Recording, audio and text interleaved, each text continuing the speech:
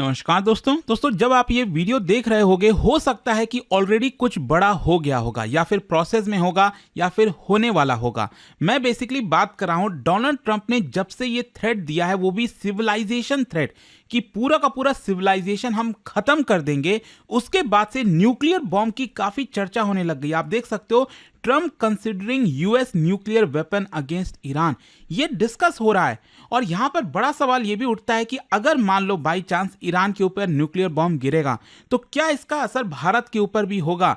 क्या जो radio active जो पार्टिकल्स हैं क्या वो भारत की तरफ भी आ सकते हैं? कितना डिस्टेंस है वो सब हम बात करेंगे। लेकिन देखिए एक चीज मैं आपको बता दूं, डोनाल्ड ट्रंप ने ये जो डेडलाइन दिया, अगर आप उसको भारत के टाइम के हिसाब से देखोगे तो ऑलरेडी सुबह के 5 बजे, 5 या 5:30 बजे आप कह सकते हैं, ये डेडलाइन है। और मे भी शायद आप ये वीडियो 8 बजे के आसपास हर रोज देखते हैं, तो ऑलरेडी इसीलिए मैं कह रहा हूं कि क्या तो कुछ ऑलरेडी हो गया होगा। लेट्स सी यहां पर क्या होता है। लेकिन ऑलरेडी मैं आपको बता दूं डोनाल्ड ट्रंप ने क्या कहा है। यहां पर डोनाल्ड ट्रंप और जो इजराइल है वो सिर्फ मिलिट्री थ्रेट की बात नहीं कर रहे हैं। यहां पर ईरान के अंदर जितने भी इंफ्रास्ट्रक्चर हैं सिविलियन, चाहे वो ब्रिजेस है, पावर प्लांट्स है, रेलवेज है, पोर्ट्स है, एनर्जी इंफ्रास्ट्रक्चर है, हर तरफ ये सिस्टमिक जो इंफ्रास्ट्रक्चर वॉरफेयर है ना, उसकी बात हो रही है। और ये मायने इसलिए रखता है क्योंकि अब मामला हद से आगे बढ़ चुका है। यहां पर आर्मीज को टारगेट करने के बियॉन्ड अगर आप देखोगे, जो पूरा का पूरा स्टेट फंक्शन करता है जिसकी तरह, वहां पर हमला करने की बात कही जा रही है। और यहां पर स्ट्रैटेजिक डॉक्ट्रिन समझिए, ये कहीं ना कहीं याद दिलाता है इराक वॉर की, शॉक एंड ऑ, कि अचानक से बहुत बड़ा कुछ हमने हमला कर दिया। एंड एक्सट्रीम केसेस में जो पूरी की पूरी सोसाइटी है वो पैरालाइज हो सकती है। यहां पर आप देखिए क्लियर कट कहा गया है ट्रंप के द्वारा, a whole civilisation will die tonight.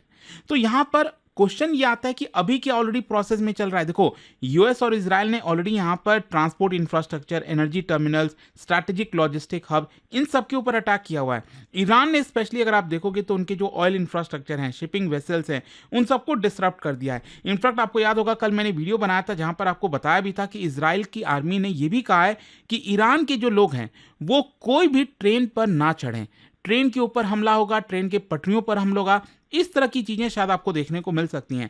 लेकिन यहां पर अगर आप देखोगे ना तो Iran cuts direct US contact after Donald Trump threat. ये जो डोनाल्ड ट्रंप बार बार थ्रेट दे रहे थे ना, धमकी दे रहे थे सिविलाइजेशन की, वो भी इसको देखते हुए ईरान ने अपना जो डायरेक्ट डिप्लोमेटिक कम्युनिकेशन है अमेरिका के साथ, उसको कट ऑफ कर दिया है। मतलब ईरान का ये साफ कहना है कि देखो हम तो ट्रंप की धमकी से डरने वाले नहीं हैं। ट्रंप भले ही कितनी बातें कह दे और इस तरह की बातें कहना ये सही नहीं है। एंड दैट इज वाई जो डायरेक्ट कम्युनिकेशन है वो यहाँ पर हम खत्म कर रहे हैं। और हो सकता है दूसरी तरफ जो इनडायरेक्ट कम्युनिकेशन है वो यहाँ पर चल रहा होगा। लेकिन अगेन ये भी बहुत बड़ा इंपॉर्टेंट होता है क्योंकि क्या है ना कि अगर आपका कोई कम्युनिकेशन बना हुआ है दो कंट्रीज के बीच में, चाहे वो किसी लेवल पर हो, तो फिर भी चांसेस होते हैं शांति के, पीस के। लेकिन इस बार तो आप देखो ना कहीं कोई बातचीत ही नहीं हो पा रही। तो यहां पर इनफैक्ट जो मामला गहराया न्यूक्लियर बॉम्ब को लेकर वो तब हुआ जब यूएस के वाइस प्रेसिडेंट जेडी वांस, उन्होंने इसको लेकर क्लियर कट इशारा कर दिया। मतलब डोनाल्ड ट्रंप ने क्लियर कट यहां पर जो न्यूक्लियर बॉम्ब है उसको बोला नहीं। सिविलाइजेशन को मिटाना मतलब वो न्यूक्लियर बॉम्ब जैसा ही हो गया ना। तो यहां पर जेडी वांस आए और आप देखो उन्होंने क्या कहा है, they have got to know, मतलब ईरान को ये पता होना चाहिए कि हमारे पास वो टूल्स है हमारे टूल किट में जो कि अभी तक हमने उसको इस्तेमाल नहीं किया है। जो प्रेसिडेंट है अमेरिका के, जो ट्रंप हैं, he can decide to use them, कभी भी उसको यूज करने का निर्णय ले सकते हैं। And he will decide to use them if the Iranians don't change their course of conduct. मतलब इनडायरेक्ट, बस यहां पर न्यूक्लियर नाम नहीं लिखा हुआ है लेकिन ये कहना that we have so far haven't decided to use, हमारे पास वो टूल है। तो न्यूक्लियर बॉम्ब बचाना, बचा क्या है पूरे वॉर में, आप देखो हर तरफ से जो मैक्सिमम प्रेशर है वो ऑलरेडी डाल दिया गया है। तो अब क्वेश्चन ये आता है कि अगर न्यूक्लियर स्ट्राइक होगा तो क्या होगा। देखो सबसे पहले यहां पर 3 बड़े इंपैक्ट होंगे। सबसे पहला तो यह कि जहां पर न्यूक्लियर बॉम्ब गिरेगा उसके आसपास के कई किलोमीटर का जो एरिया है वो टोटल डिस्ट्रक्ट हो जाएगा। वहां पर fire, shock wave, instant death, वहां पर आसपास के रेडियस में जितने भी लोग हैं ना सब तुरंत के तुरंत मर जाएंगे। इसके अलावा थर्मल रेडिएशन, मतलब सीवियर बर्न होगा फार बियॉन्ड ब्लास्ट जोन। मतलब यहां पर अगर अटैक हुआ तो इसके आसपास कई किलोमीटर दूर जो है यहाँ पर बर्न आपको दिखाई देगा। रेडियो एक्टिव फॉल आउट होगा, मतलब इसके आसपास और फिर इसके और भी बियॉन्ड जो है dust, radio active particles wind के थ्रू जो है स्प्रेड होना स्टार्ट हो जाएंगे। तो क्या होता है ना कि इनिशियली जब न्यूक्लियर स्ट्राइक होता है तो वो लोकलाइज लेवल पर अगर आप देखोगे बहुत ज़्यादा घातक होता है। जहाँ तक सवाल है भारत का, तो देखो यहाँ पर क्या है ना कि डिपेंड करता है कि आप ईरान के कौन से जगह से भारत को कंपेयर कर रहे हो। अगर आप चबहार पोर्ट की बात करें तो वो तो भारत से काफ़ी नज़दीक हो जाता है, राइट। तो और तेहरान की आप बात करो तो ये दूर हो जाता है। तो लगभग आप कह सकते हैं कि 2000 से 3000 किलोमीटर की दूरी है।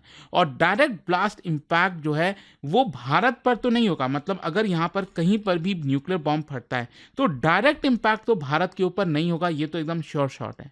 अगर मान लो अमेरिका कोई बहुत बड़ा न्यूक्लियर बॉम्ब गिरा भी देता है, 10 से 20 किलोमीटर तक के जो सिटीज हैं वो डिस्ट्रॉय हो सकते हैं। जो फॉल आउट है it spreads typically hundreds of kilometre, thousands of kilometre fall out बहुत रेयर होता है। So India will not face direct radiation from a single bomb. हो सकता है कि अब ट्रम्प जो है वो अचानक से 5 न्यूक्लियर बॉम्ब गिरा दे। देखो अगेन बहुत सारे इफ्स एंड बट्स हैं। अब बातें इसीलिए हो रही है क्योंकि डोनाल्ड ट्रंप व्यक्ति ऐसे हैं ना, उन्होंने बात ही ऐसी कर दी है। ऊपर से उनके जो वाइस प्रेसिडेंट है जेडी वांस, उन्होंने भी क्लियर कट कह दिया है। तो क्वेश्चन अब ये आता है कि क्या जो रेडिएशन है वो पहुंचेगा भारत तक। अगेन स्पेसिफिक कंडीशन में रेडिएशन पहुंच सकता है। अगर मान लो न्यूक्लियर एक्सप्लोजन होता है तो नॉर्मल केस में तो नहीं पहुंचेगा, फॉल आउट की वजह से वो ईरान तक रहेगा और ईरान के आसपास के जो गल्फ कंट्रीज हैं वहां तक हो सकता है, अफगानिस्तान, मैक्सिमम पाकिस्तान तक आ सकता है, ठीक है। ज़्यादातर नॉर्मल केस में ऐसा ही होता है, कोई डायरेक्ट रेडिएशन का इंपैक्ट नहीं होगा। लेकिन वर्स्ट केस में क्या हो सकता है, मान लो बहुत बड़ा न्यूक्लियर बॉम्ब था, अब उसके बाद क्या होता है कि अगर स्ट्रांग विंड चलते हैं, यहाँ से जो हवा भारत की तरफ आती है, हम बात करते हैं जेट स्ट्रीम की, अगर अपर एटमॉस्फेयर में जो डेड जेट स्ट्रीम है वहाँ से हवा रेडिएशन जो पार्टिकल है उसको लेते हुए भारत की तरफ आए, हो सकता है वो और बियॉन्ड चला जाए, Bangladesh, south east Asia, depend करता है। आप सभी ने चेरनोबिल के बारे में सुना होगा, 1980s में जो हादसा हुआ था, तो उसकी वजह से विंड के थ्रू जो रेडियो एक्टिव पार्टिकल्स हैं वो यूरोप की तरफ तेजी से बढ़ रहे थे, तो उसकी वजह से खतरा था। तो सेम उस केस में खतरा हो सकता है ना। अगेन डिपेंड्स कि विंड का डायरेक्शन क्या है, जेट स्ट्रीम किस तरह फ्लो कर रहा है, कितना स्पीड में है। लेकिन अगेन अगर मान लो कोई रेडिएशन पार्टिकल पहुंचता भी है भारत की तरफ तो वो बहुत ही डाइल्यूटेड फॉर्म में होगा, मतलब भारत के हेल्थ रिस्क के ऊपर मिनिमम इंपैक्ट होगा, पॉसिबल एनवायरमेंटल ट्रेसेस देखने को मिल सकते हैं। लेकिन यहां पर एक चीज समझने की जरूरत है, रियल डेंजर न्यूक्लियर वेपन का नहीं है, मतलब न्यूक्लियर बॉम्ब अगर गिरता है तो भारत को रियल डेंजर ऐसा नहीं है कि रेडिएशन का खतरा होगा। रियल डेंजर तो हमारे लिए ये है कि उसका जो इंपैक्ट होगा ना इनडायरेक्ट तरीके से वो बहुत ह्यूज होगा। अभी हम एनर्जी क्राइसिस की बात करें, अभी आप एलपीजी ले लो, भारत के अंदर क्रूड ऑयल को ले लो, तो यहाँ पर चर्चा तो हो रही है ना कि कितने तेजी से दाम वगैरह बढ़ रहे हैं। अगर न्यूक्लियर बॉम्ब गिरा तो आप जस्ट इमेजिन ऑयल की सप्लाई क्या होगी, पूरी तरह कोलैप्स हो सकती है, प्राइसेस अचानक से स्पाइक हो सकते हैं, $150, $200, $250, $300, इस तरह के प्राइसेस शायद आपको देखने को मिल सकते हैं। और हो सकता है इसकी वजह से पेट्रोल डीजल के प्राइस अब मान लो 100 रुपए मिल रहा है तो 200-300 में मिल जाए अचानक से, you never know. Now just imagine वो क्या हालत होगी, फिर इन्फ्लेशन किस तरह से बढ़ेगा, इकोनॉमिक स्लोडाउन कितना बड़ा होगा, ग्लोबल इकोनॉमिक शॉक आएगा, मतलब न्यूक्लियर एस्केलेशन की वजह से पैनिक होगा, स्टॉक मार्केट धड़ाम से क्रैश करेगा, आराम से आप मान के चलो 20% 25% तुरंत दो चार सेशन में ये जो है वो गिर सकता है। फिर इसके अलावा India suffers from export decline, रूपी प्रेशर, ये सब। फिर इसके अलावा regional instability, middle east war जो है और ज़्यादा एक्सपैंड होगा, इंडियन डायस्पोरा को खतरा होगा, भारत सरकार को इवैक्यूएशन के लिए तुरंत भेजना होगा।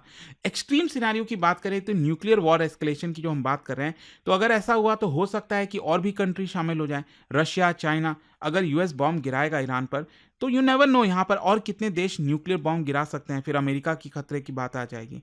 तो न्यूक्लियर विंटर हो सकता है पॉसिबली। न्यूक्लियर विंटर क्या होता है ना, जैसे मान लो अचानक से न्यूक्लियर बॉम्ब फूटा तो उसके जो सूट्स वगैरह होते हैं ना, पार्टिकल्स, वो अपर एटमॉस्फेयर में फैल जाते हैं, स्ट्रेटोस्फीयर में, और उसकी वजह से क्या होता है, जो सन रेज है, मतलब सूरज की जो रोशनी है वो आपका ब्लॉक हो जाती है, सूरज की रोशनी नहीं पहुंची। नॉट जस्ट इमेजिन अगर सूरज की रोशनी धरती पर नहीं पड़ेगी, क्रॉप फेलियर स्टार्ट हो जाएंगे, एग्रीकल्चर कैसे होगा, एंड उस केस में भारत को फूड शॉर्टेजेस फेस करनी पड़ सकती है, इकोनॉमिक कोलैप्स हो सकता है, बहुत बड़ा खतरा है, नो डाउट। अगेन मैं यही कहूंगा कि जब आप ये वीडियो देख रहे होगे तो ऑलरेडी कुछ हो चुका होगा, प्रोसेस में होगा, या फिर कुछ होने वाला होगा, या फिर वही चीज़ हो जाएगी कि डोनाल्ड ट्रंप की वैल्यू नहीं रह जाएगी।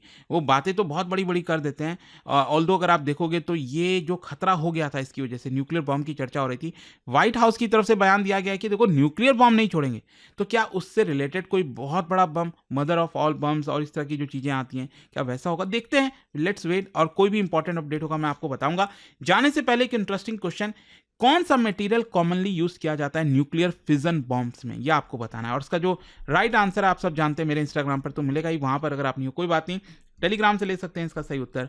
और दोस्तों जैसा मैंने आपको बताया, अगर आप यूपीएससी की तैयारी करें, कोई भी बैच चाहते हैं, आपको बस यूज करना है ये कोड अंकित लाइव मैक्सिमम डिस्काउंट के लिए। और ये फोन नंबर है, कोई भी डाउट हो, प्रॉब्लम हो बैच से रिलेटेड, इस पर कॉल करिए। मैं आपको बता दूं, इसमें प्रीलिम से लेकर इंटरव्यू तक कंप्लीट प्रिपरेशन, मेंस हो कुछ भी, सब मिलता है आपको। 18 बुक्स का पूरा सेट भी आपके घर पर भेजा जाता है।